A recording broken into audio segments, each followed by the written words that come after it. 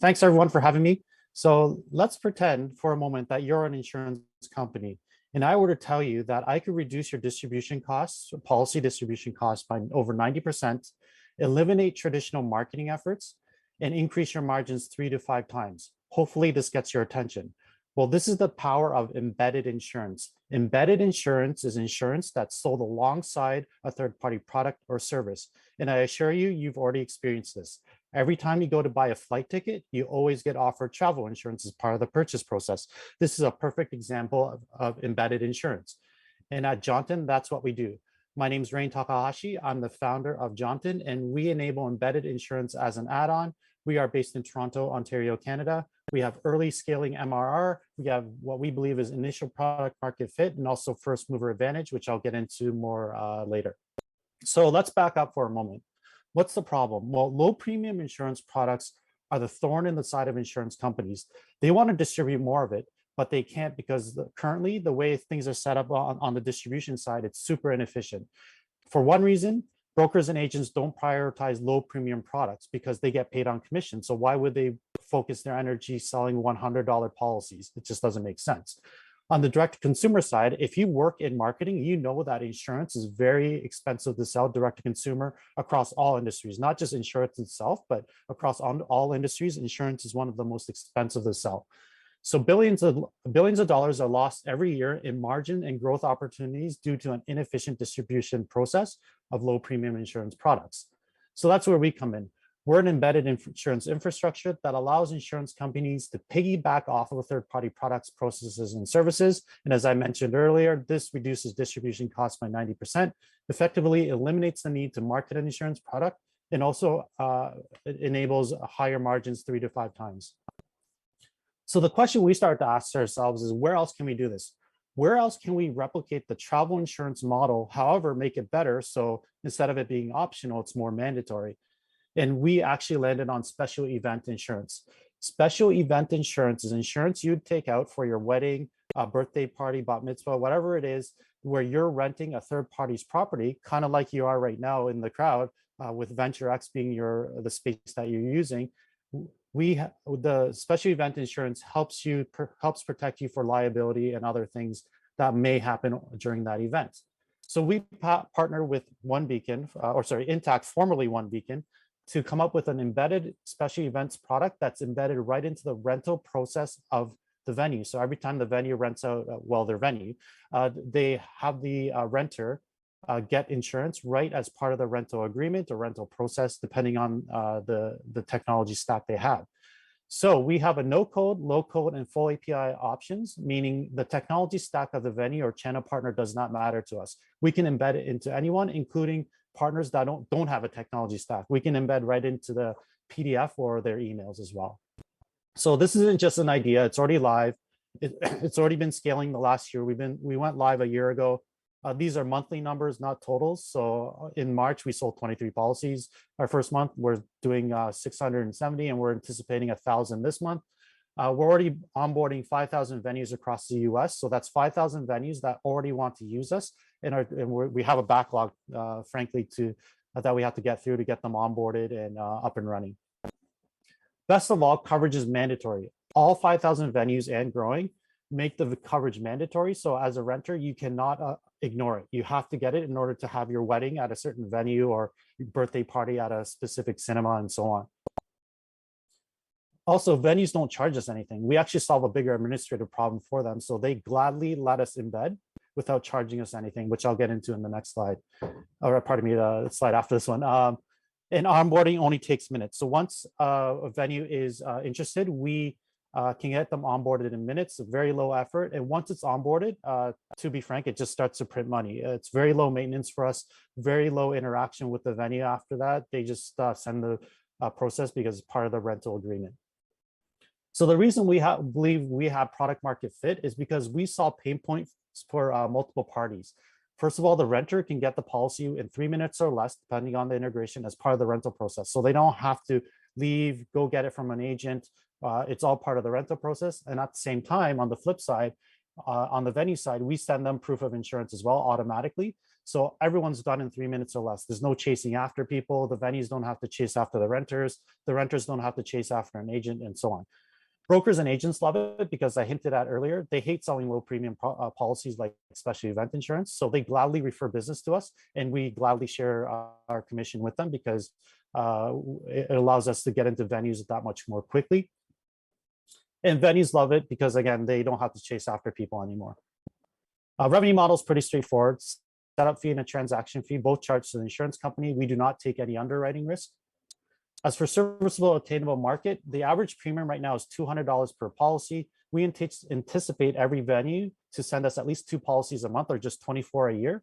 At 10,000 venues, that's $48 million in premium per year. And keeping in mind, we're already onboarding 5,000. However, we believe the serviceable attainable market is 150,000 venues, putting us at $720 million per year in premium, of which right now we get roughly 15%, with that number will increase as our volumes increase, because that's the way it works in the insurance industry. The more business you produce, the higher commission you can demand, all the way up to 30%. Sticking with serviceable attainable market, we're not just a one-trick pony. So right now we do liability insurance, but we are going to be adding cancellation, accident and health, and weather-related coverage on the event side. On the non-event side, we are already piloting other products. For example, health benefits, the 4th one there, we actually piloted an embedded health benefits product with Grubhub. So when you add up all these niche areas, without even touching auto or home, we're looking at a $5 billion per year premium serviceable attainable market. This is the team. I'm not going to get into all the details. However, we have all the angles covered, everything from finance to growth to insurance thought leadership and tech as well. We're looking to raise $250,000 on a convertible note to scale and grow our go-to-market strategy, higher margins and commissions, scale sales and onboarding, and so on. The reason we're raising right now is we want to scale our MRR a little bit more, double it to the point where we can start fundraising for a Series A. So this is the last slide. At Jaunten, we reduce insurance distribution costs by over 90% by enabling insurers to embed insurance into third-party products and services. We have early MRR. We believe we have initial product fit, and also first mover advantage in the special event space. Thank you. Thank you so much. And I will go ahead and hand it over to our panelists. Want to go first? Sure. Really tight, good presentation. I think, I'm nitpicking here. You had super good control of the narrative up front. Like, I love the entry. That was like really tight. I'd say you started to pick up pace and throw kind of more content and more ideas as the pitch proceeded. So just super high altitude point of view, you could probably kind of edit down some of the content midstream just to kind of slow it down a bit. I'd say like that transition from your intro into here's what we do, I was kind of still swimming around like, what is this? Is this like an aggregator, acquirer? Is it taking underwriting risk? Is it employing any kind of, analytics or intelligence on the front end? Like, I was kind of swimming around and like, what does this thing really do? So you might be able to pull that up a little earlier. Like I think we're in at least 2, maybe 3 investments early stage that are parametric insurance-based outcomes that have to do with weather outcomes and such. So like, I'm pretty familiar with like how that space is developing. So my head immediately, having some of that experience, went to like, is this embedded kind of analytics and AI to make the decisioning or underwriting process more efficient? So I got kind of stuck because you were moving pretty fast for me. So I would slow it down a bit and kind of compartmentalize and tighten the here's what we do a little sooner up front. That would have just hooked me quicker. But other than that, I mean, you guys obviously have got some traction here. So like you're kind of hitting the pitch on all cylinders. My comments are more just kind of how you're delivering the information and how you're moving the first audience view, into exactly what you're doing. And then one more small nit, like you could put something more like a forecast. Here's how we see the next few years working out. That again, like it can work sometimes, and other times it doesn't have to necessarily add value. But like I was kind of yearning, given how much traction you have, I was yearning to see what you guys think you can put up there in terms of top line numbers. So I was like, I like the directional guidance, but I'd love something a little more like substantive that looks like, hey, here's how we're going to ramp this thing. But yeah, really good, really interesting product as well. Congrats on the progress. Thank you. Thanks for the feedback. Yeah. Yeah, I'd say, I think the presentation hit the vast majority of things that you normally want to see when you go through the problem, solution, product, TAM, et cetera. So I think it hit on the vast majority. I think the two biggest I guess the three things that I didn't immediately come away with was exactly how does the product work? Like, what does it do other than embed a commerce engine to sell insurance at point of sale, right? Like, so then that led me to the second question, which is what's hard about what you do, right? Meaning, like, why can't anybody else just do this? Is there something intelligent about what you're doing? Is there something about the aggregation? Do you have an amazing network?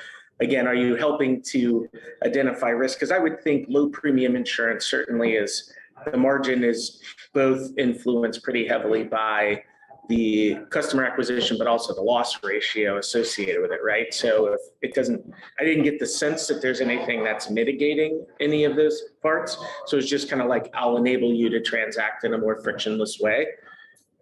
And then I think the third element is, I didn't get a sense of how it's done today. Like, is it that events I guess the question that I didn't understand is this insurance mandatory? Like, I equated it to renter's insurance, right? Like, oh, I'm renting an apartment, I need to show proof of insurance. Like, I can't actually physically take occupancy until I show that I have renter's insurance. Do events require it? If the answer to that is yes, how are they selling it today? Do they find that to be a painful process? Is an event space, are they spending any kind of money, overhead, people, et cetera, chasing down, making sure that this, like, what pain point are you ultimately solving for that event? That just makes it a super simple conversation for them to ultimately do it. And I lied, I guess there was a fourth one, which was, I know that there was this, like, we're like first to market advantage, but there's clearly other embedded insurance options out there. I didn't get any sense of, maybe you guys are differentiated in that you're going after the event space, but I didn't get any sense of the market landscape of who's out there doing embedded insurance. Maybe it's in home, maybe it's in renters, maybe it's in other spaces, just so I can totally understand perhaps and then I guess understand how your product compares to them. Again, you may be going after different markets, but if I'm an embedded renter's insurance, does that come with an underwriting algorithm? Does that come, like, what exactly do they do that you don't? And again, I think all of that really centers around is there a moat here, right? Is there just something that's going to protect you in the long run so that I can feel confident that at a minimum within the event space, you can continue to just win that market and create cash. So those are probably the biggest. I think overall, on the surface, you hit, like, say 90+%. It's clear to me at a 30,000 foot level exactly what you do. Like, you repeated it enough times that I walked away and I'm like, I could definitely equate what you do to the high level, but I needed to go a little bit deeper to understand what's special about it. Perfect. Thank you. Thank you both. Thank you, panelists. We appreciate it.